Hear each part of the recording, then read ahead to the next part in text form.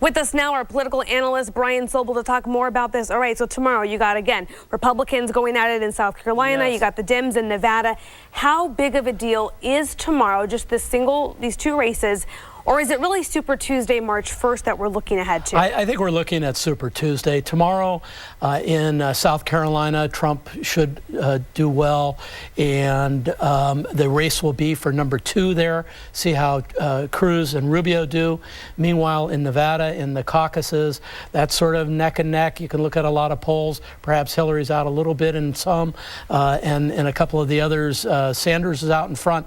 I think everybody will be interested in those races, but it's really about March 1. Do or die for either. I don't think so. If Bernie Sanders just loses by just a bit, is that a moral victory and more momentum for the Sanders camp? Well, I think anytime Sanders beats Clinton, it's great for the Sanders campaign. The question is, even if Sanders does well in Nevada, then what happens as he moves forward? But politics is a momentum game. I keep saying that, and so you never know. Right, because it almost seems like even if he doesn't win, but just almost wins or just doesn't lose by that much, it's a win. I think you're right, because remember, demographically in Nevada, the breakup is very different. We have 20% Latinos in Nevada. This will be the first time that Bernie Sanders is really competing in a state that's not predominantly, overwhelmingly white, like Iowa or New Hampshire. So if he does really well there, or at least does better than expectations, it could be bad news for Hillary Clinton moving forward. Okay, Ross, back to South Carolina now. You just showed us those numbers with Marco Rubio, at least one poll much closer. If Marco Rubio pulls this off somehow and beats Trump in South Carolina, does that point to Trump's back and forth with Apple, with the Pope, with everybody?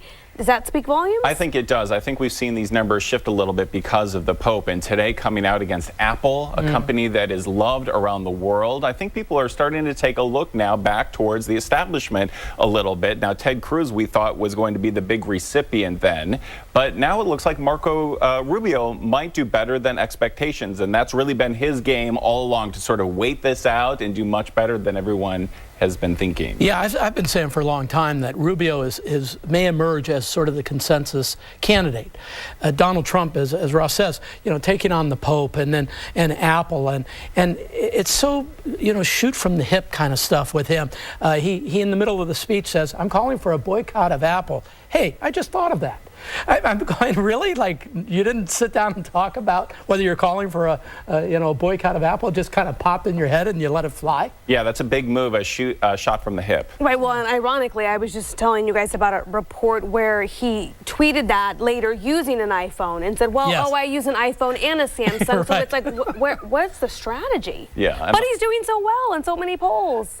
People seem to just like this, a percentage of people seem to like this Trump style. And it's perplexing to a lot of people, but it's working for him. Final question. After South Carolina, Republicans tomorrow, do we see someone leave? Do we see a Kasich leave? Do we see a Bush leave? Final question.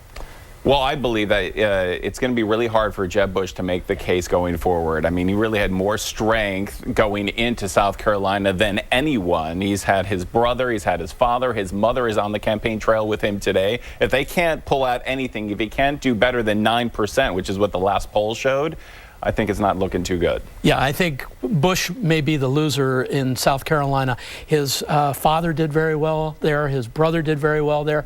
His not doing well there is, I think, the beginning of the end for Jeb Bush. Okay, we shall see. All right, Brian, Ross, thank you both. Thank you. All right.